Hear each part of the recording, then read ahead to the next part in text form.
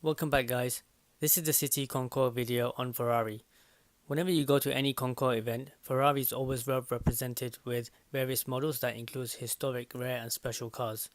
Like this 288 GTO, one of only 272 built, one of which was gifted to the two-times Ferrari world champion Niki Lauda by Enzo Ferrari himself. You also come across extremely rare classics like this one here, a Daytona Competizione, one of only 15 built and one of only 2 right-hand drive cars. The car we're looking at here is a 275 GTB short nose.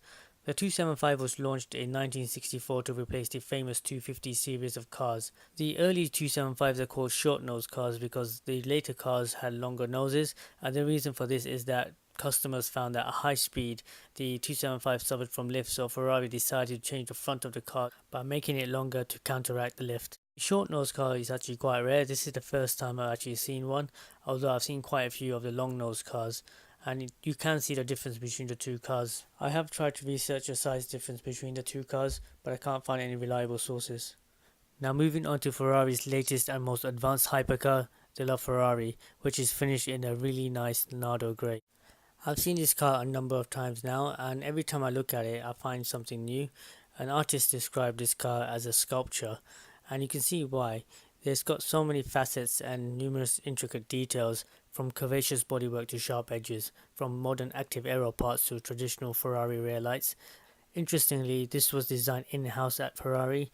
Pininfarina, the traditional designer for Ferrari, was asked to submit designs for this car, but it was rejected in favor of an in-house design. Moving to one of Ferrari's earliest cars, the 212 Vignale. Today, Pininfarina and Ferrari are two names that go together, but in the early years, Ferrari used a number of different coach builders, including Vignale. One of the things I like about the cars of this period is that everything is handmade, not just the bodywork and the engine, but also the interior, and including the dials and the numerals on the dials, which are normally hand painted. It's almost artistry rather than a mechanical piece of work. The 212 was clearly designed to appeal to the American market. You can see this by the amount of chrome that is used on the car, as well as the small rear fins you can see here. America was and still is Ferrari's most important market. What we're looking at here is a coach-built Ferrari by Zagato. The car is not designed by Ferrari. What coach builders like Zagato do is that they take the mechanical parts of a Ferrari 550, as we see here, keep the engine, the chassis, and rebody the car in their own design. They do not, however, modify the car in terms of performance. Zagato are famous for producing some of the most beautiful Aston Martins ever, but I think in this case they have failed. The front of the car is nice and elegant, but as you move towards the rear of the car, it just seems to go all wrong. The proportions don't seem to look right. I have filmed this car in numerous different angles and positions, but I can't seem to find an angle that makes the rear flattering. Even the side profile doesn't seem to look nice, which is a real shame because Zagato are clearly capable of producing some of the most beautiful cars, so I don't really know what's gone wrong here.